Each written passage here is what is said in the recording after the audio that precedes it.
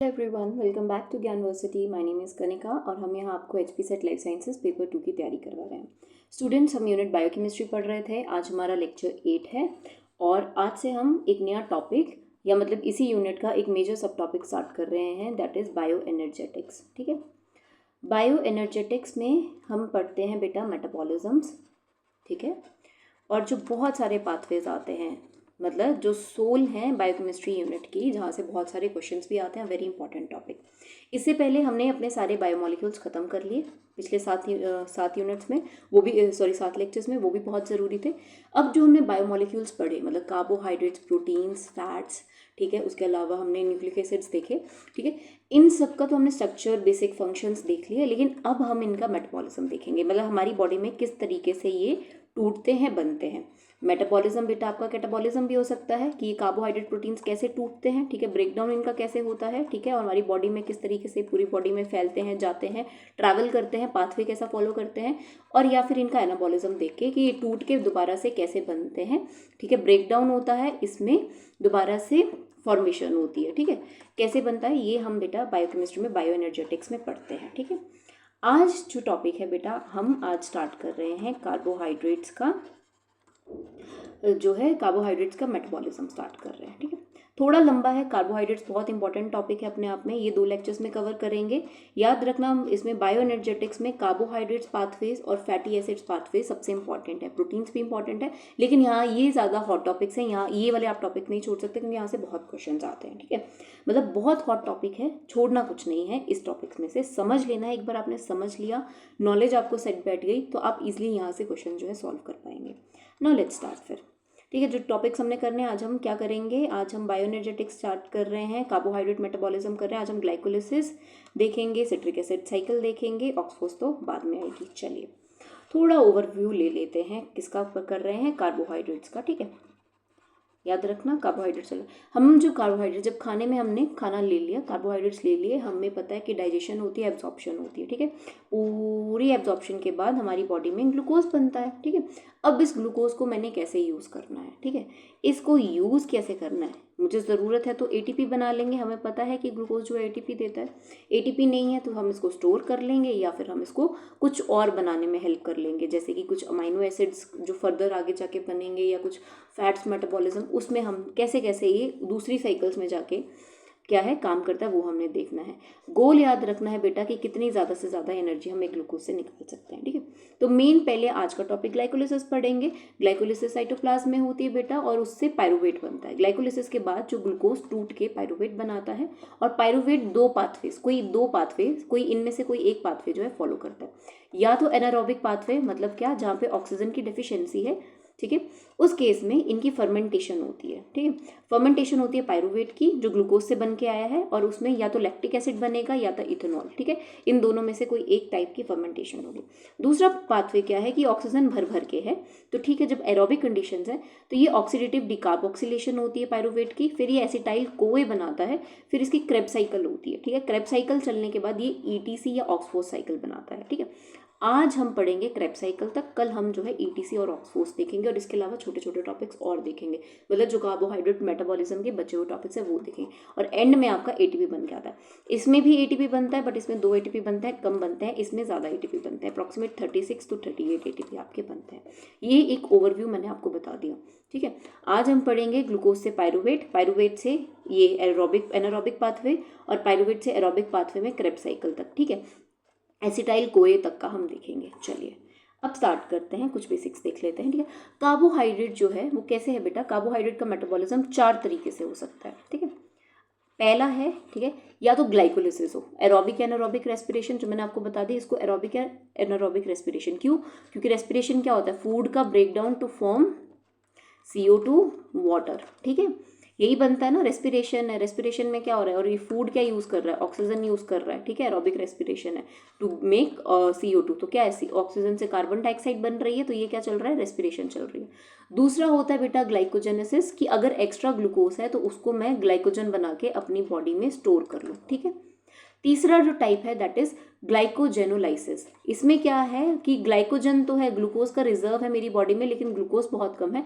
अब मैं इस ग्लाइकोजन को तोड़ के ग्लूकोज बना दूं ताकि मैं एटीपी बॉडी में बना सकूं। किस केस में? जब मेरे पास ग्लूकोज नहीं है, बॉडी ने खाना नहीं खाया है, डिप्राइव कर रही है, ठीक है। और फोर्थ जो टाइप होती है, जो फोर्थ मतलब कि फोर्थ टाइप का जो ये मेटाबॉलिज्म फॉलो करता है ग्लूकोज, दैट इज ग्लूकोजियोनालिसिस, ग्लूकोनियोजेनेसिस, ठीक है। ग्लूकोनियोजेनेसिस में क्या होता है, जो ग्लूकोज है बेटा वो कुछ और बनाता है, लाइक अमाइनो एसिड्स बनाने में हेल्प कराता है, फैट के मेटाबॉलिज्म में हेल्प कराता है, ठीक है। मतलब वो अभी एटीपी नहीं दे रहा, लेकिन किसी और के पाथवे में, प्रोटीन फैट्स के पाथवे में जाके अपनी मदद कर रहा है, ठीक है। एक एक करके हम सबको पढ़ेंगे, आज सिर्फ हमारा ग्लाइकोलिसिस का टॉपिक है, ठीक है। चलिए, उससे पहले कुछ और जो छोटे छोटे टॉपिक्स हमने याद रखने हैं बेटा, हमारे पास ना अलग अलग लेवल की फॉस्फोरिलेशन होती है। फॉस्फोरिलेशन क्या होती है कि फॉस्फोर ग्रुप जो है ऐड या रिमूव होता है, ठीक है। इसमें क्या है बेटा, हम जब सबस्ट्रेट लेवल, दो टाइप की फॉस्फोरिलेशन होती है, ठीक है। एक होती है सबस्ट्रेट लेवल फॉस्फोरिलेशन, ठीक है। सबस्ट्रेट की बात करी कि एंड में आपका डायरेक्ट क्या बन रहा है, एटीपी बन रहा है, क्योंकि खेल तो सारा एटीपी का है। ग्लूकोज को हम एटीपी बनाने में ही हेल्प करेंगे, एंड में एनर्जी ही लेने में हेल्प करेंगे। इसमें दो चीज़ें बनती हैं, या तो एटीपी बनेगा या जीटीपी बनेगा, एडिनोसिन ट्राइफॉस्फेट, ग्वानोसिन ट्राइफॉस्फेट, ठीक है। और जो फॉस्फोरिलेशन है बेटा, उसमें जो एंजाइम हेल्प कराता है दैट इज काइनेज। याद रखना, जहाँ काइनेज एंजाइम की बात हो गई, समझ लेना वो फॉस्फेट ग्रुप को ऐड करवा रहा है, ठीक है। और ये जो है डायरेक्ट जो है सबस्ट्रेट लेवल में डायरेक्ट एटीपी पूल, मतलब डायरेक्ट एटीपी बनता है, डायरेक्ट एनर्जी देता है, मतलब कोई बीच में मिडल कुछ और नहीं बनेगा। वही हमारा ऑक्सीडेटिव लेवल ऑफ फॉस्फोरिलेशन जो दूसरा टाइप है, उसमें हमारा डायरेक्ट एटीपी या जीटीपी नहीं बनता है, इसमें NADH2 या FADH2 बनता है, ठीक है। ये पूरे जितने हम साइकिल्स पढ़ेंगे उनमें बीच बीच में बनता है। फाइनल में ये NADH2 या FADH2 जो है, ये हमारी ETC साइकिल जो हम कल पढ़ेंगे, या ऑक्सफोर्ड साइकिल जिसे हम पढ़ रहे हैं माइटोकॉन्ड्रिया के अंदर, इनकी ऑक्सीडेशन होती है, तब जाके ये NADH2 जो है 3 ATP या फिर 2.5 ATP देते हैं, या FADH2 जो है 2 ATP या तो 1.5 ATP देते हैं, ठीक है। लेमन में हम ये पढ़ देते हैं कि NADH2 जो है बेटा वो 3 ATP दे रहा है, लेकिन अगर हम साइंटिफिकली टेक्निकली देखें तो ये 2.5 ATP होते हैं इन टोटल, ठीक है। वैसे ही FADH2 2 ATP पड़ता है, लेकिन इट इज 1.5, ठीक है। इसीलिए जो एंड में ATP हम काउंट करते हैं, किसी जगह 36 दिया होता है, 38 और किसी जगह 38 दिया होता है। 38 तब बनेगा जब हम इसको 3 ATP काउंट करेंगे, और 36 तब बनेगा जब हम इसको 2.5 ATP काउंट करेंगे, ठीक है। उसके अलावा NADH और FADH को हम क्या पढ़ते हैं बेटा, इसमें रिडॉक्स स्टेट्स होती हैं, ठीक है। रिडॉक्स स्टेट्स क्या होती है मुझे पता है, जहाँ मेरी रिडक्शन होगी, मतलब रिडक्शन होगी उस स्टेट में मेरा हाइड्रोजन एक्स्ट्रा ऐड होगा, और जहाँ मेरी ऑक्सीडेशन होगी वहाँ मेरा हाइड्रोजन नहीं होगा, वहाँ अकेला ऑक्सीजन प्रेजेंट होगा, तो ठीक है। NAD पॉजिटिव या NADP, ठीक है। NADPH भी जो है, ये भी एक फॉर्म ऑफ जो है एनर्जी मॉलिक्यूल है, जो हम ऑक्सीडेटिव लेवल का है, ठीक है। तो जिसके ऊपर पॉजिटिव चार्ज है, याद रखना, जिसके पास हाइड्रोजन नहीं है वो ऑक्सीडाइज फॉर्म में है, और जिसके ऊपर एक्स्ट्रा हाइड्रोजन है वो रिड्यूस फॉर्म में, मतलब उसके पास एक्स्ट्रा हाइड्रोजन है, ठीक है। NAD पॉजिटिव 2 इलेक्ट्रॉन और एक हाइड्रोजन को ऐड करके NADH है ना बनाता है, ठीक है, जिसको हम NADH2 भी बोलते हैं। टेक्निकली इसको ऐसे लिखते हैं, सही तरीका इसको लिखने का ये है NADH2 को, ठीक है, पर हम शॉर्ट में NADH2 बोल देते हैं, ऐसे लिख देते हैं। ये गलत है, ये सही है, बट हम इसको लेमन में NADH2 बोल देते हैं, ठीक है। तो समझ जाना इसको लिखना कैसे है, सही लिखने का तरीका कैसे है, NADH ब्रैकेट में H। वैसे ही NADPH में भी हाइड्रोजन ऐड करेंगे तो आपका NADPH2 बनता है, ठीक है। अब आपको क्या याद रखना है, जो कैटाबॉलिज्म है, जब आपका किसी चीज़ का ब्रेक डाउन हो रहा है, जैसे कि ग्लाइकोलिसिस का, ठीक है, तो वो NADH2 को यूज़ करता है, मतलब NAD पॉजिटिव को यूज़ करेगा, NADH2 बनाएगा, ठीक है। जब हम एनाबॉलिज्म की, जब मेरा ग्लूकोज बनेगा, ठीक है, जब ग्लूकोज कब बनेगा, ग्लाइकोजिनोलाइसिस में, है ना, इसमें बन रहा है ना हमारा, जब हमारा ग्लूकोज बनेगा या ग्लाइकोजन बनेगा, जब हमारा कोई चीज़ फॉर्मेशन हो रही है, तो जो कुछ फॉर्म बनेंगे उस केस में आपका NADPH2 बनता है, ठीक है। तो आपको समझ आ गया NADPH और NADH2 में फ़र्क, कहाँ कौन सी चीज़ आएगी। चलिए, अब आते हैं, स्टार्ट करते हैं कार्बोहाइड्रेट के मेटाबॉलिज्म में। उससे पहले क्या चीज़, कैसे कैसे ये पूरी बॉडी में जाता है। कार्बोहाइड्रेट्स मुझे पता है, टूट के जब पूरी एब्जॉर्प्शन हो जाती है खाना खाने के बाद, तो 90% ग्लूकोज बनता है और 10% आपका ग्लैक्टोज या फ्रक्टोज बनता है, ठीक है। तो होता क्या है कि मेरा ये क्या, मेरे विलाय है, मुझे पता है विलाय में मेरा क्या होता है, विलाय में एब्जॉर्प्शन होती है स्मॉल इंटेस्टाइन में। विलाय में क्या होता है कि पहले मेरा सोडियम और ग्लूकोज सिम्पोर्टर्स काम करते हैं। इसकी वजह से क्या है, 2 सोडियम के साथ एक ग्लूकोज मेरे सेल के अंदर आता है, ठीक है। और फिर जो है ग्लूकोज का ग्लूकोज ट्रांसपोर्टर, यहाँ पे ब्लड होता है, नीचे वाली साइड ब्लड होता है, मतलब ये मेरी विलाई का स्ट्रक्चर है, ठीक है। ये विलाई के सेल्स हैं और विलाई के सेल के नीचे मेरा क्या प्रेजेंट है, ब्लड वेसल्स है। जिस ब्लड वेसल्स में मैंने ग्लूकोज लेके जाना, फिर ही मेरी पूरी सेल बॉडी में ये जाएगा, ठीक है। ग्लूकोज का जो फिर मेरा ग्लूट रिसेप्टर है, जो ये ग्लूकोज 2 सोडियम के साथ आया है, वो यहाँ से ग्लूकोज डायरेक्ट मेरे ब्लड में चला जाता है, ठीक है। तो ग्लूट रिसेप्टर्स, और यहाँ पे बेटा हमारे सोडियम पोटेशियम एटीपीएस पंप भी हेल्प करते हैं, जो ग्रेडियंट बनाते हैं, ठीक है, कि सोडियम को कम करेंगे तभी 2 सोडियम बाहर से आएंगे, ग्लूकोज को जो है लेके आएंगे। ये टॉपिक हम सेल बायोलॉजी में पढ़ चुके हैं, बट एक बार मैं आपको ओवरव्यू दे रही हूँ कि ग्लूकोज कैसे ट्रांसपोर्ट होता है। मतलब बाहर वाली साइड क्या होगा, आपका सोडियम ग्लूकोज सिम्पोर्टर प्रेजेंट होगा, अंदर वाली साइड आपका ग्लूट ट्रांसपोर्टर होगा, ठीक है। ग्लूट से फिर मेरा ग्लूकोज आता है, इंटेस्टाइन से ब्लड, ब्लड से लिवर में ग्लूकोज जाता है। अगर ग्लूकोज की रिक्वायरमेंट नहीं है तो लिवर में इसको ग्लाइकोजन बना देगा, अगर रिक्वायर्ड है तो फिर वही ब्लड के थ्रू हार्ट में जाएगा, बॉडी पार्ट्स में जाएगा और अलग अलग सेल्स में जाएगा, जहाँ पे इसकी रेस्पिरेशन होगी और ये ग्लूकोज एक एक सेल में जाके एटीपी देगा, ठीक है। ये इसका ओवरऑल प्रोसेस है। आपने क्या याद रखना है, आपने याद रखनी है ये चीज़ कि कौन सी चीज़ किसको क्या करती है। ये जो ये बनाया हुआ ना, ये बेटा इनहिबिटर्स है, डायरेक्ट इनहिबिटर्स पे क्वेश्चंस आते हैं। तो जितने भी इनहिबिटर्स हैं जो प्रोसेस को रोकते हैं, सोडियम पोटेशियम पंप को जो रोकेगा, मतलब जो रोकेगा वो बेटा वो आउबिन करके एक आउबिन होता है, ठीक है। आउबिन एक आपका सबस्ट्रेट होता है, सब्सटेंस होता है, वो क्या करता है, ये आपका एक प्लांट में से लेते हैं, ठीक है। आउबिन जो है इस सोडियम पोटेशियम पंप को रोक देता है, ठीक है। वैसे ही सोडियम और ग्लूकोज के जो सिम्पोर्टर है, इसको रोकने वाला जो एंजाइम है दैट इज पोलराइजिंग, ठीक है। डायरेक्ट क्वेश्चन आते हैं तो आपने ये याद रखना है, ठीक है। और जो फ्रक्टोज है, अच्छा फ्रक्टोज रह गया, ग्लैक्टोज भी आपका सोडियम पोटेशियम के साथ, सोडियम और ग्लैक्टोज भी जैसे ग्लूकोज आता है वैसे ही ग्लैक्टोज भी 2 सोडियम के साथ अंदर आता है और इसका भी ट्रांसपोर्टर प्रेजेंट होता है। फ्रक्टोज जो है बेटा, फ्रक्टोज डायरेक्ट फैसिलिटेटेड डिफ्यूजन से हमारा, ठीक है, डिफ्यूजन वाया डिफ्यूजन सेल के अंदर जाता है, ठीक है। और फ्रक्टोज का जो हमारा डिफ्यूजन का जो आपका ट्रांसमेम्ब्रेन प्रोटीन है, उसको जो क्या करता है, इनिबिट करता है, दैट इज साइटोक्लाजिन बी। ये आपने याद रखना है कि इसके इनिबिटर्स कौन कौन से, इनिबिटर से क्वेश्चंस आते हैं। चलिए अब थोड़ा सा पाथवे का ओवरव्यू ले लेते हैं, ठीक है। 2 तरीके के पाथवे हैं, मुझे पता है, एरोबिक एंड एनारोबिक। एरोबिक के केस में मेरा पहले ग्लाइकोलिसिस होगा, ठीक है। एनारोबिक के केस में भी ग्लाइकोलिसिस होगा। ग्लाइकोलिसिस एरोबिक और एनारोबिक दोनों में कॉमन पाथवे है, ये होगा ही होगा, ठीक है। फिर एरोबिक में मेरी ऑक्सीडेटिव डीकार्बोक्सिलेशन होती है पायरुवेट की, क्योंकि ग्लाइकोलिसिस से मेरा पायरुवेट बनता है। पायरुवेटिव की ऑक्सीडेटिव डीकार्बोक्सिलेशन होती है जिसमें ये एसिटाइल कोए बनाता है, ठीक है। इसको भी फर्दर फिर ये एसिटाइल कोए जो है मेरा क्रेब साइकिल में जाता है, ये स्टेप बाय स्टेप चलता है, ठीक है। क्रेब साइकिल में जाता है और क्रेब साइकिल से जो मेरे जो है ये एक साइक्लिक है, ठीक है, साइक्लिक होती है, इसमें जो NADH2 और FADH2 बने होते हैं वो कहाँ जाते हैं, वो मेरी टर्मिनल ऑक्सीडेशन में जाते हैं, जहाँ पे मेरे टोटल ATP बनते हैं। इस तरीके से मेरा जो ग्लूकोज से मैं चली थी वो मेरा ATP बनाता है, ठीक है। फिर जो है अगर मैं एनारोबिक की बात करूं, वहां पे ग्लाइकोलिसिस तो होगी, लेकिन ग्लाइकोलिसिस से बेटा वो ऑक्सीडेटिव डीकार्बोक्सिलेशन क्रेब साइकिल या टर्मिनल ऑक्सीडेशन में नहीं जाएगा, वो डायरेक्ट फर्मेंटेशन में चला जाएगा। 2 तरीके की फर्मेंटेशन होती है, एक होती है लैक्टिक एसिड फर्मेंटेशन और एक होती है आपकी एल्कोहलिक फर्मेंटेशन। इनमें से कोई एक जो है फर्मेंटेशन ये फॉलो करेंगे और इसमें भी ATP बनेंगे, बट बहुत लो लेवल ऑफ ATP बनेंगे, ठीक है। एरोबिक रेस्पिरेशन में हमेशा याद रखना बेटा, आपका जो ग्लूकोज चलता है वो पूरा यूज हो जाता है, ठीक है। ग्लूकोज का कुछ भी एक्स्ट्रा नहीं बनता है, वो CO2 वाटर, ठीक है, जो है बना देता है, ठीक है। लेकिन एनारोबिक में आपका कुछ ना कोई सबस्ट्रेट छूटता है, कंप्लीट ऑक्सीडेशन नहीं होती, कंप्लीटली ग्लूकोज नहीं टूटता है, उसका कोई ना कोई सबस्ट्रेट जो है छूटता है, या तो लैक्टिक एसिड बनेगा या तो कोई अल्कोहल बनेगा और साथ में कुछ अमाउंट ऑफ ATP बनेगा, ठीक है।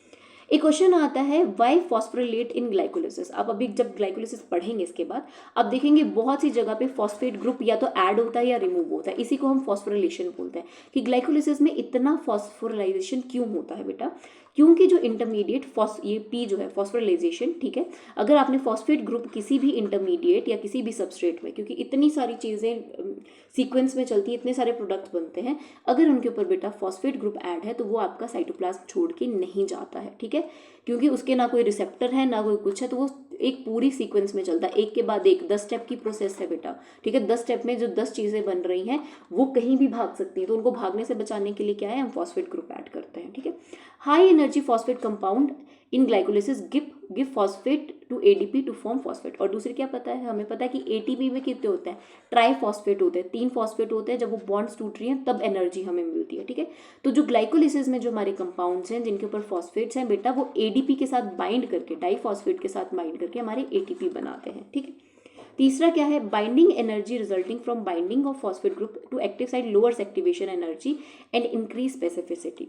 तीसरी चीज़ ये क्या है कि जहां हमारे फॉस्फेट ग्रुप बाइंड करते हैं बेटा, वो क्या कर देते हैं, स्पेसिफिसिटी, मतलब उस सबस्ट्रेट की, उस जो हमारा प्रोडक्ट बन रहा है उसकी स्पेसिफिसिटी और उसकी एक्टिवेशन एनर्जी को लो कर देते हैं, उसे एंजाइमेटिकली ज़्यादा एक्टिवेट कर देते हैं। ठीक है, चलिए अब हम ग्लाइकोलिसिस पे स्टार्ट करते हैं। इसको ईएमपी पाथवे भी बोलते हैं। ईएमपी क्यों, क्योंकि जिन साइंटिस्ट ने दिया था वो थे एम्बेंडन, मेयरहॉफ और पार्नास पाथवे। ठीक है, इसी के साइट क्या है बेटा, ग्लाइकोलिसिस हमेशा साइटोप्लाज्म में, जिस भी सेल में होंगे उसके साइटोप्लाज्म में होगा।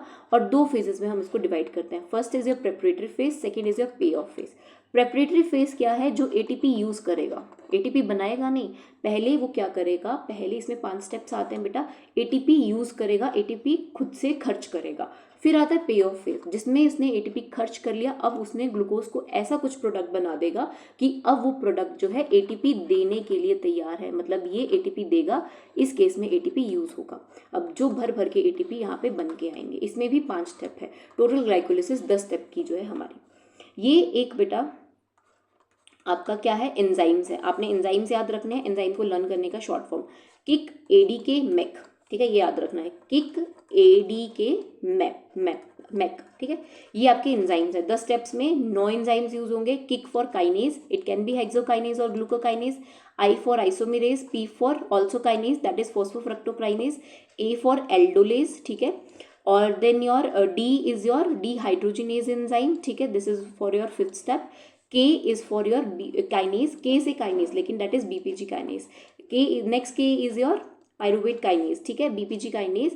Then your M is BPG mutase enzyme, E for enolase and last K is also your kinase enzyme. ठीक है, kinase, K से kinase, I से isomerase, A से aldolase, D से dehydrogenase, M से mutase, E से enolase. ठीक है, ये चीज़ आपने याद रखनी है। चलिए अब आगे चलते हैं। पहले हम प्रेपरेटरी फेज या इन्वेस्टमेंट फेज जिसे हम बोलते हैं। ठीक है, मेरा जो ग्लूकोज है बेटा वो क्या है, अब मेरा ग्लूकोज सेल में आ चुका है, इसके साइटोप्लाज्म में, और ग्लूकोज के अंदर कितने हैं, 6 कार्बन है। ठीक है, यहाँ जो मेरा एंजाइम काम करता है दैट इज हेक्सोकाइनेज। वो क्या करेगा, वो एक एटीपी यूज करेगा, एक एटीपी को यूज करेगा और क्या करेगा, हेक्सोकाइनेज एंजाइम को यूज करेगा, एटीपी को एक एटीपी यूज करेगा। ठीक है, याद रखना काइनेज एंजाइम हमेशा मैग्नीशियम आयन के साथ मिलकर काम करते हैं। ठीक है, और अगर ये लिवर में हो रहा है, अगर लिवर सेल में इस ग्लाइकोलिसिस हो रही है तो यहाँ पे ग्लूकोकाइनेज जो है जो है एंजाइम काम करेगा, तब वहाँ हेक्सोकाइनेज नहीं करेगा। ठीक है, इसी को हम लॉकिंग स्टेप बोलते हैं। ठीक है, इसके बाद मतलब जो हेक्सोकाइनेज क्या है, मैं पहले बता देती हूँ बेटा। काइनेज एंजाइम की जो वो है, वो क्या करता है, फॉस्फेट ग्रुप को ऐड करता है। ठीक है, तो ये क्या करेगा, ग्लूकोज के ऊपर एक फॉस्फेट ऐड कर देगा, तो क्या बन जाएगा, ग्लूकोज 6 फॉस्फेट।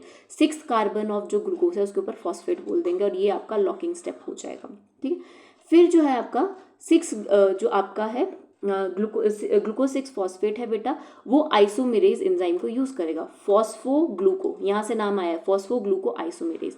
आइसोमेरेज एंजाइम क्या है, उसके अंदर क्या करेगा, उसको रीअरेंज करेगा, जो मेरा स्ट्रक्चर है उसको रीअरेंज करेगा, उसमें कोई चेंजेस नहीं लगेगा, तो ग्लूकोज बन जाएगा फ्रक्टोज, मतलब कि जो 6 मेंबर्ड रिंग थी वो आपकी 5 मेंबर्ड रिंग हो जाएगी। ठीक है, और आपका 6 फॉस्फेट वैसे ही रहेगा। ये हो गया आपका step 1, this is your step 2 और दिस इज योर स्टेप 3। ठीक है, तो उसके बाद जो आपका फ्रक्टोज 6 फॉस्फेट बनता है बेटा, वो फॉस्फोफ्रक्टोकाइनेज PFK 1 को यूज करता है, और काइनेज क्या है मुझे पता है, मैग्नीशियम डिपेंडेंट है। 3rd स्टेप जो होता है ना बेटा, ये आपका एक रेगुलेटरी स्टेप होता है। डायरेक्ट क्वेश्चन आता है कि कितने रेगुलेटरी स्टेप्स होते हैं ग्लाइकोलिसिस में।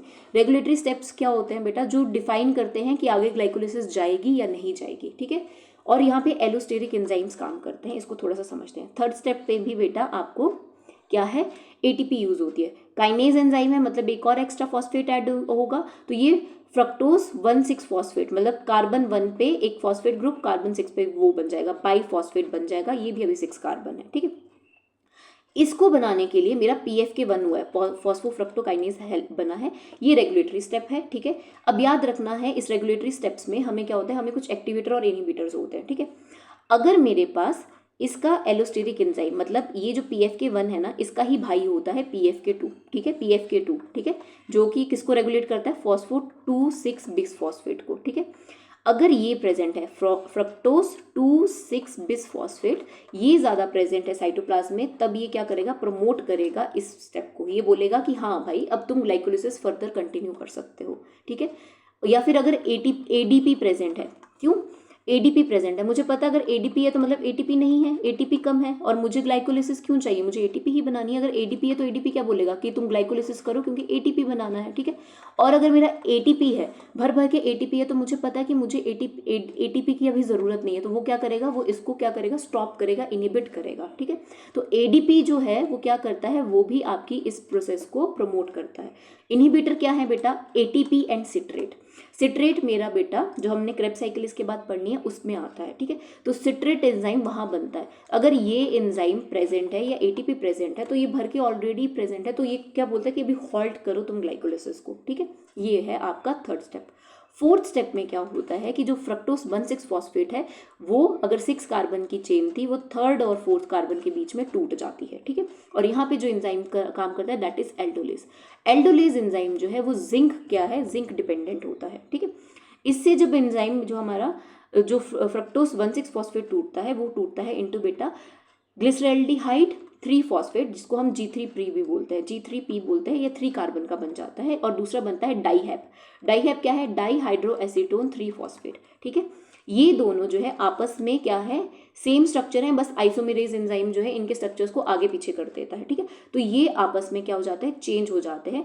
5, ये आपका 5th स्टेप हो गए। तो प्रेपरेटरी स्टेप के फेज के हमारे 5 स्टेप्स हो गए। कितने ATP यूज़ किए हमने प्रेपरेटरी फेज में, 2, ठीक है। एक फर्स्ट स्टेप पे, एक थर्ड स्टेप पे। रेगुलेटरी स्टेप कौन सा है, थर्ड स्टेप। चलिए यहाँ पे हो गया हमारा वो। अब आते हैं पे ऑफ फेज में। पे ऑफ फेज की अब हमने ATP यूज़ कर लिया, अब हमारे पास ग्लिसरॉल 3 फॉस्फेट आ गया, ठीक है। एक चीज़ याद रखनी है बेटा, आपका जो ग्लिसरॉल 3 फॉस्फेट है इसको आपने मल्टीप्लाई बाय 2 करना है, क्योंकि जो डाईहैप बना है वो भी G3P में बन जाता है आइसोमरेज एंजाइम में। तो अब जितने भी हमारे प्रोडक्ट्स बनेंगे उसको मल्टीप्लाई बाय 2 करेंगे, क्योंकि एक ग्लूकोज से 2 G3P बन रहे हैं, ये चीज़ याद रखना, ठीक है।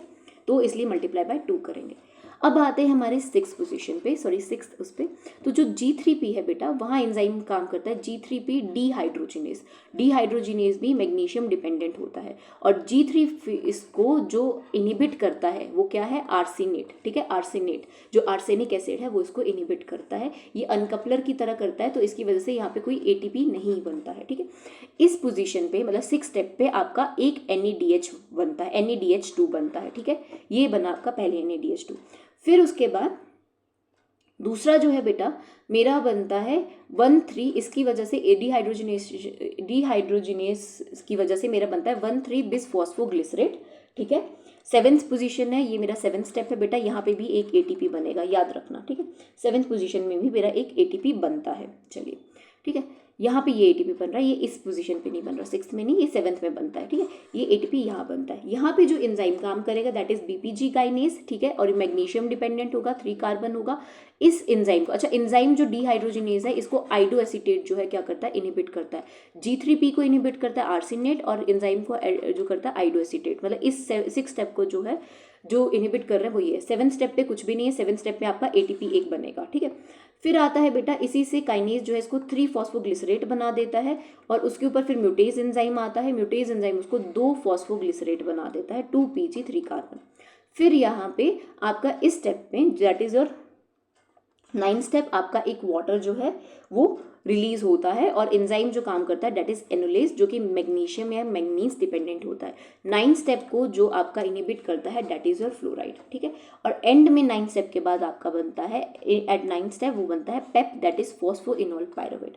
पेप जो है बेटा इसमें बहुत हाई एनर्जी फॉस्फेट बॉन्ड्स होती हैं जो टूटने पे क्या देती हैं, ATP देती हैं, ठीक है। आई होप आपको यहाँ तक समझ आ गया हो। अभी तक हमारे 9 स्टेप हुए हैं, 10 स्टेप पे जाएंगे। पर 9 स्टेप में आप क्या देखेंगे, 6th में क्या बन रहा है, NADH2 बन रहा है, 7th में ATP बन रहा है, ठीक है। और आपको इनहिबिटर्स मैंने साथ के साथ बता दिए। चलिए अब आते हैं final step, that is the 10th step. 10th step में जो मेरा पेप बना है वो पायरुवेट काइनेज को यूज़ करता है, जो कि मैग्नीशियम और पोटाशियम को यूज़ करके एटीपी बनाता है। और क्या बनता है, एंड में मेरा एक पायरुवेट बनता है। और ये जो है ये भी मेरा सेकेंड रेगुलेटरी स्टेप है। पहला कौन सा था, जो 3rd स्टेप था वो था, ये मेरा सेकेंड रेगुलेटरी स्टेप है। मतलब कैसे रेगुलेटरी होता है यहाँ समझते हैं। अगर मेरा इंसुलिन प्रेजेंट है तो ये ग्लाइकोलिसिस को प्रमोट करेगा, ठीक है, हार्मोनल रेगुलेशन। इंसुलिन क्यों, क्योंकि मुझे पता है इंसुलिन कब बनता है, जब मेरा हाई ग्लूकोज होता है, तो मुझे ग्लूकोज को कंज्यूम करना है, मतलब मुझे एटीपी बनानी है। इसलिए ये क्या कहता है कि ग्लाइकोलिसिस करो, ज़्यादा से ज़्यादा एटीपी बनाओ। या फिर मेरा जो ग्लूकागोन और एपिनेफ्रिन हार्मोन है वो इसको क्या करते हैं, इसको स्टॉप करते हैं। ये हार्मोन क्या करते हैं, जो ग्लूकागोन हार्मोन है ना वो ऑपोजिट काम करता है इंसुलिन के। जो ग्लूकोज होता है वो उसको ग्लाइकोजन में कन्वर्ट कर देता है, ठीक है। ये बोलता है कि एक्स्ट्रा ग्लूकोज नहीं चाहिए, अभी ग्लाइकोजन को यूज़ करो। तो ये क्या बोलता है, अगर ग्लूकागोन ज़्यादा है तो वो क्या बोलेगा कि ग्लाइकोलिसिस को रोको, अभी हमें ग्लूकोज नहीं चाहिए। और एपिनेफ्रिन हार्मोन भी इसको क्या है, नेगेटिवली जो है प्रमोट करता है, ये भी इसको नेगेटिवली वो करता है। चलिए ठीक है, एक्टिवेटर की बात करें बेटा तो इसको F1B6 जो है वो प्रमोट करता है। ये कहाँ बना था, ठीक है, फ्रक्टोज 1,6 बिसफॉस्फेट क्या बोलता है, ये जितना ज़्यादा होगा उतना ज़्यादा आपको ग्लाइकोलिसिस को प्रमोट करेगा, भी पढ़ के होते हैं। और इसके इनहिबिटर क्या है, ATP एलानिन सिट्रेट सक्सेनाइल कोए, ठीक है। ये सब ATP सिट्रेट सक्सेनाइल कोए ये आपके आने वाली, ATP ज़्यादा है तो मतलब मुझे ATP की रिक्वायरमेंट नहीं है, तो ये बोलता है कि रुक जाओ, ठीक है। एलानिन जो है बेटा आपकी ग्लूकोनियोजेनेसिस में बनता है, ये आपका पेरेंट अमाइनो एसिड है सभी अमाइनो एसिड्स का। ज़्यादा एलानिन होगा तो इसको रोकेगा कि भाई मत करो, ठीक है। कैसे बनेगा, जब हम ग्लूकोनियोजेनेसिस पढ़ेंगे वहाँ करेगा। सिट्रेट और सक्सेनाइल कोए जो है वो बेटा आपके क्रेब्स साइकिल में बनते हैं। ये जितने ज़्यादा होंगे उतने ज़्यादा इसको बोलेंगे कि रुक जाओ, अभी पहले हम इनको तो यूज़ कर लें, ठीक है। तो ये है बेटा आपकी ग्लाइकोलिसिस, ठीक है।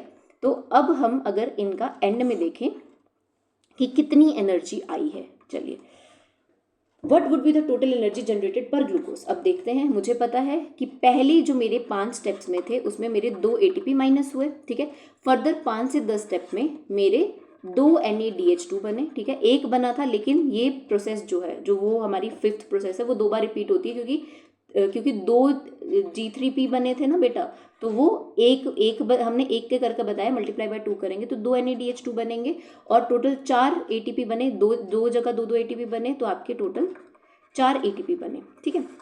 लेकिन हमने क्या देखना है बेटा कि 4 में से 2 हमने यूज़ भी किए हुए हैं पहले, तो आपके टोटल 2 ATP बने, ठीक है। और जो 2 NADH2 बने, ठीक है, 2 × 3 करूँ तो कितने बन जाएंगे, 6, ठीक है। तो 6 + 2 कितने बने आपके, टोटल 8 ATP। और अगर मैं इसी को 2.5 ले लूँ, ठीक है, अगर 3 की जगह 2.5 NADH का मैं 2.5 ATP ले लूँ तो 2.5 × 2 5, तो आपके या तो 7 बनेंगे या तो 8 ATP बनेंगे प्रेपरेटरी फेज में टोटल, ठीक है।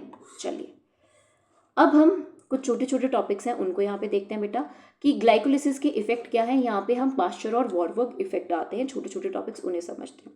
पास्चर इफेक्ट क्या बोलता है कि जब बहुत ज़्यादा सेल में ऑक्सीजन का कंसंट्रेशन हो तो उस कंडीशन में वो क्या करता है, वो ग्लाइकोलिसिस को स्टॉप कर देता है। हाई ऑक्सीजन जो है वो ग्लाइकोलिसिस को स्टॉप कर देता है, ठीक है, क्योंकि हमें अभी बहुत ज़्यादा रिक्वायरमेंट नहीं है। वहीं जो वॉरबर्ग इफेक्ट होता है ये बेटा हमारे कैंसर सेल्स और एम्ब्रियोनिक स्टेम सेल, जब बच्चा एम्ब्रियो पोजीशन में प्लूरिपोटेंट मतलब बॉडी के हर सेल को बना रहा है उस कंडीशन में होता है। इसमें क्या है, बेशक ऑक्सीजन है, ठीक है, बेशक ऑक्सीजन प्रेजेंट है, वो सेल जो है एरोबिक रेस्पिरेशन को फॉलो कर सकता है, ठीक है, फॉलो कर सकता है। लेकिन कैंसर सेल ना बहुत फास्ट डिवाइडिंग सेल्स होते हैं, तो उन्हें बहुत जल्दी जल्दी ATP चाहिए होता है।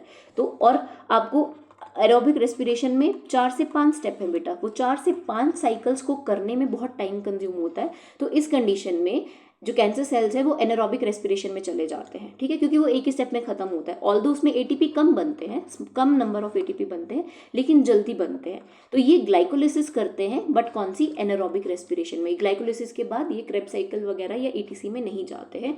कौन से सेल्स, आपके कैंसर सेल और एम्ब्रियोनिक स्टेम सेल्स। क्यों, क्योंकि दोनों ही बहुत फास्ट डिवाइडिंग सेल्स हैं। क्यों जरूरत है, cell needs metabolic intermediate for building blocks, ठीक है। तो जैसे ही इंक्रीज O2 बनता है, मेटाबोलाइट्स बनते हैं। आपको पता है कैंसर सेल्स के पास एंजियोजेनेसिस होती है, हमने सेल बायोलॉजी में पढ़ा है। एंजियोजेनेसिस होती है, बहुत ज़्यादा ब्लड फॉर्मेशन होती है, जिससे बहुत सारे न्यूट्रिशंस आते हैं और आपको जल्दी जल्दी ग्लूकोज और बहुत ज़्यादा ग्लूकोज मिलता है, क्योंकि जितने ब्लड वेसल्स उतना ज़्यादा ग्लूकोज आएगा, ज़्यादा ग्लूकोज ही यूज़ करेंगे।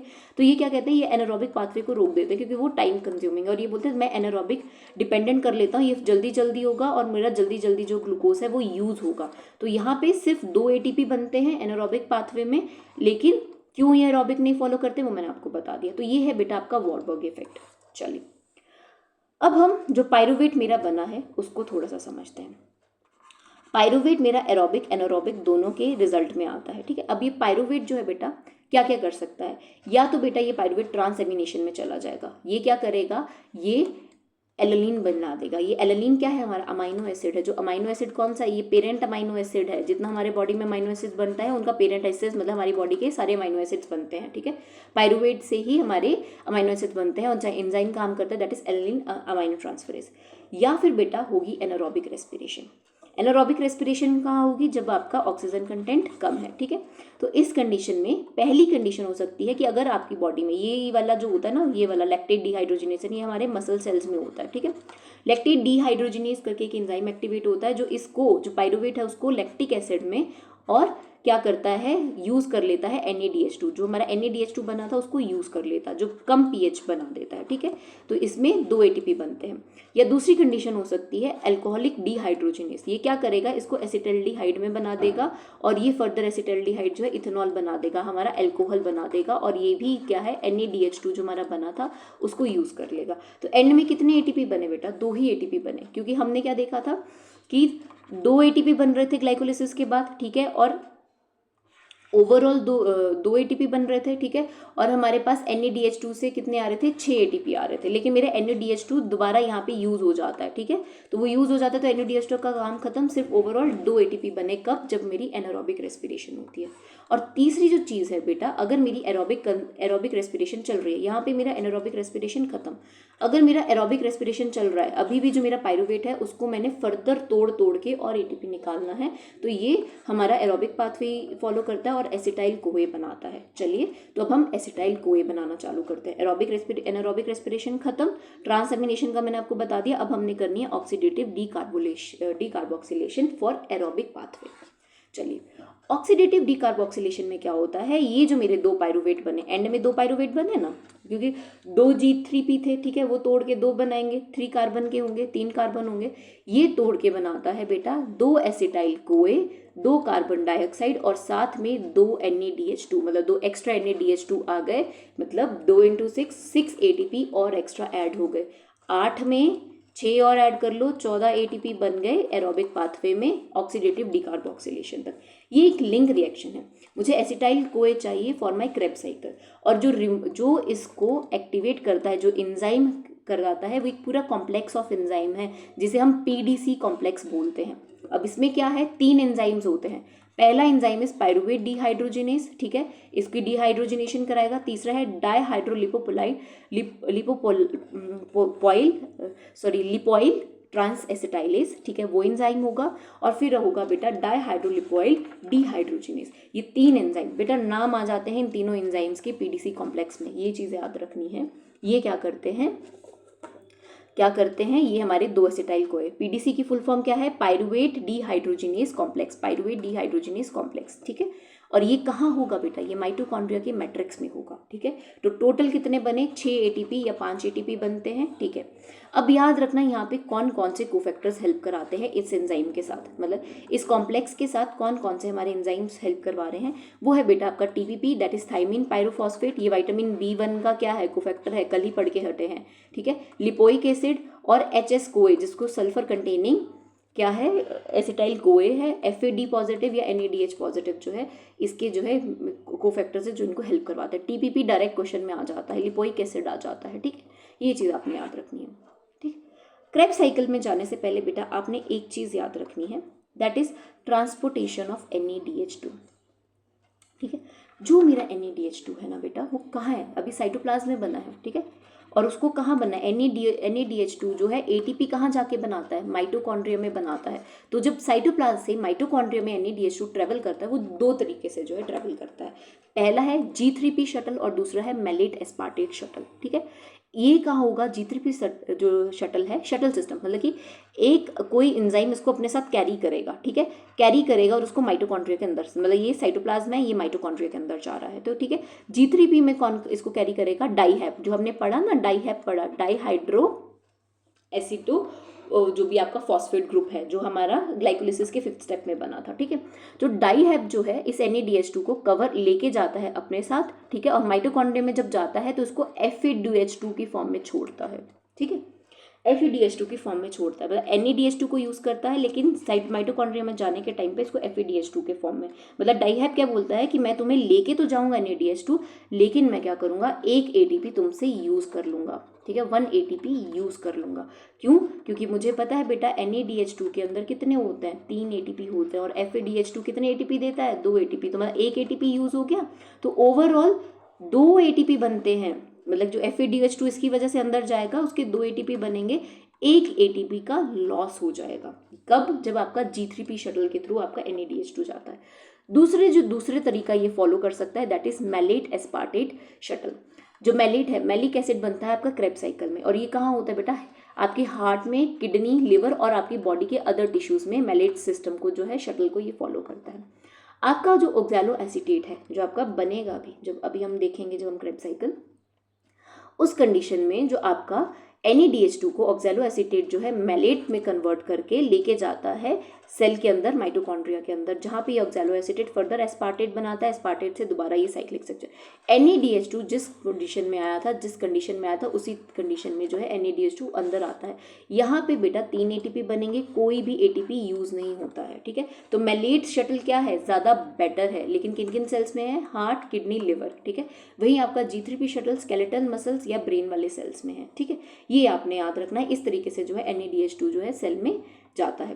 कई बार डायरेक्ट शटल पे क्वेश्चन आ जाते हैं, तो आपने ये याद रखना है किसमें ATP यूज होता है, किसमें नहीं होता है। चलिए अब आते हैं हमारा लास्ट टॉपिक आज का, डेट इज क्रेब्स साइकिल।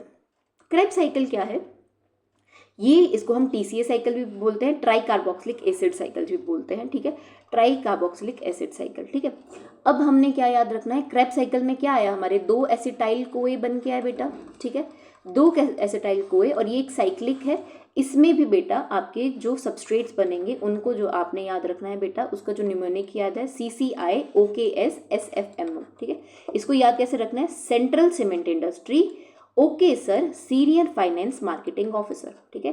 ये हमारी मैम ने हमें कराया था याद, मेरे को भी अभी तक वही है कि एक सेंट्रल सीमेंट इंडस्ट्री है, उसके जो सर हैं उनको मैंने कहा ओके सर, और वो सर क्या थे, सीनियर फाइनेंस मार्केटिंग ऑफिसर थे। ये आपके सबस्ट्रेट बनेंगे, कितने हैं, यहाँ पे 10 चीज़ें बनेंगी, इसमें भी 10 स्टेप की साइकिल है, लेकिन साइकिल कैसी है, कैसी साइकिल है आपकी साइक्लिक साइकिल है। एंजाइम्स जो काम करेंगे that is SARD DC FD FD, ठीक है, ये याद रखना है, SARD DC FD FD, ठीक है, ये याद करना है।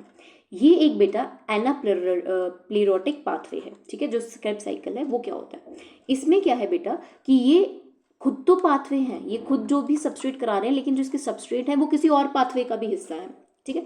जैसे इसके सक्सिनाइल कोए इसमें बनता है, ठीक है, वो क्या है बेटा, पोर्फिरिन रिंग बनाता है, साइटोक्रोम्स बनाता है, क्लोरोफिल की सिंथेसिस में हेल्प कराता है, मतलब है तो क्रेब्स साइकिल का पार्ट, लेकिन फर्दर उसकी अपनी एक और साइकिल चली हुई। ऐसे पाथवेज को हम एनाप्लेरोटिक पाथवे, जो मल्टीपल पाथवेज में कोई एंजाइम आपका या कोई सबस्ट्रेट जहाँ पे इन्वॉल्व होता है, ठीक है। तो आपका क्रेब्स साइकिल क्या है, एनाप्लेरोटिक पाथवे है, ठीक है। अल्फा कीटो ग्लूटारेट इसमें बनता है, वो ग्लूटामेट एंजाइम बनाता है, ग्लूटामेट अमाइनो एसिड बनाता है, जो फर्दर आपकी प्यूरिन्स बनाते हैं, ठीक है, न्यूक्लिक एसिड्स के प्यूरिन्स बनाएंगे, ग्लूटामिन बनाएंगे, आर्जिनिन, प्रोलीन जैसे आपके अमाइनो एसिड्स बनाएंगे। तो आप देख रहे हैं मतलब कार्बोहाइड्रेट की मेटाबॉलिज्म में तो चल ही रहा है, क्रेब्स साइकिल तो फॉलो कर रहा है, लेकिन साथ के साथ क्या बना रहा है, न्यूक्लिक एसिड्स के प्यूरिन्स बना रहा है, अमाइनो एसिड्स बना रहा है, वो चीज़ जो है, जो ऐसे पाथवेज को फिर हम क्या बोलेंगे, एनाप्लेरोटिक पाथवे। चलिए तो हम अब क्रेब्स साइकिल को स्टार्ट करते हैं, समझते हैं। चलिए, तो जो मेरा एसिटाइल कोए आया बेटा, क्रेब्स साइकिल के इस पॉइंट में मेरा एक ऑक्सैलो एसीटेट बन चुका होता है, ठीक है, ये 4 कार्बन का होता है, और एसिटाइल कोए मेरा कितने का होता है, 2 कार्बन का होता है। ये याद रखना कितनी, और ये साइकिल कितनी बार होगी, 2 बार रिपीट होगी, क्योंकि 2 एसिटाइल कोए बन के आते हैं, ये मैंने एक सिंगल का बनाया हो, ठीक है। तो ये बनाता है सिट्रेट। सिट्रेट के लिए जो एंजाइम चलता है that is synthase, that is citrate synthase. ये वाटर को यूज करता है और एसिटाइल कोए से जो कोए एंजाइम है इसको रिमूव करता है। सिट्रेट मेरा 6 कार्बन का प्रोडक्ट है। ये सिट्रेट यूज करता है अकोनिटेज एंजाइम को, ठीक है, अकोनिटेज क्या क्या थे एंजाइम हमारे, साड, ठीक है, हमारा कैसे था, साड एफडी, ठीक है, साड एफडी कुछ ऐसा था, ठीक है, हम उसको भी देखते हैं, ठीक है। ये सिट्रेट बनता है सिस एकोनिटेट बनाता है, या एकोनिटेज एंजाइम बनाता है, जो एंजाइम यूज करता है एकोनिटेज। और एकोनिटेज याद रखना बेटा, ये आयरन डिपेंडेंट होता है। फर्स्ट स्टेप हो गया, ठीक है, सेकेंड स्टेप हो गया, थर्ड स्टेप में फिर से मेरा एकोनिटेज एंजाइम हेल्प कराता है, ये आयरन डिपेंड होता है, ये भी वाटर को जो है ऐड करता है, ठीक है। इसके बाद जो मेरा थर्ड स्टेप के बाद बनता है दैट इज आइसोसिट्रेट, ये भी 6 कार्बन का है। आइसोसिट्रेट वाला जो मेरा स्टेप है बेटा, उसमें बेटा मेरा एक NaDH2 बन के निकलता है, ठीक है, ये चीज़ याद रखना है। ये मेरा कौन सा स्टेप था, ये मेरा फोर्थ स्टेप था। फोर्थ स्टेप में मेरा एक NaDH2 बनता है, और आइसोसिट्रेट जो एंजाइम यूज करेगा फर्दर, आइसोसिट्रेट डीहाइड्रोजिनेज, ये हो गया ना, सिंथेज अकोनिटेज डीहाइड्रोजिनेज एंजाइम, ठीक है। ये मैंगनीज के ऊपर डिपेंड करता है और बनाता है ऑक्सैलोसक्सिनेट या ऑक्सैलोसक्सेनिक एसिड, ये भी 6 कार्बन का होता है। यहाँ पे बेटा डी कार्बोक्सिलेज एंजाइम जो है काम करता है। डी कार्बोक्सिलेज क्या करेगा, कार्बन हटा देगा, एक CO2 हटा देगा, तो कितना रह गया, 5 कार्बन का आपका अल्फा कीटोग्लूटारेट बन जाता है, ठीक है। तो जो मेरा अल्फा कीटोग्लूटारेट है बेटा, वो क्या करता है, वो मेरा इस पॉइंट पे 5 कार्बन का हो गया, ये अल्फा कीटोग्लूटारेट डीहाइड्रोजिनेज इसको जो यूज करेगा, CD आ गया ना, सी फॉर यहाँ पे carboxylate, D for dehydrogenase complex, ठीक है। तो यहाँ पे भी मेरा बेटा एक मेरा CO2 निकलेगा और एक मेरा NAD पॉजिटिव NaDH2 यहाँ बनेगा। This is my 6th step. 6th step में मेरा एक और NaDH2 बनेगा, ठीक है। फिर इसके बाद क्योंकि एक कार्बन और निकला है, तो यहाँ मेरा, sorry for the disturbance, let's start again, ठीक है। तो हमारे 6th स्टेप पे भी आपका एक NaDH2 बनता है, ठीक है। क्योंकि हमारा यहाँ से एक कार्बन रिमूव हुआ है, तो हमारा क्या बन जाएगा, सक्सेनाइल कोए, ठीक है।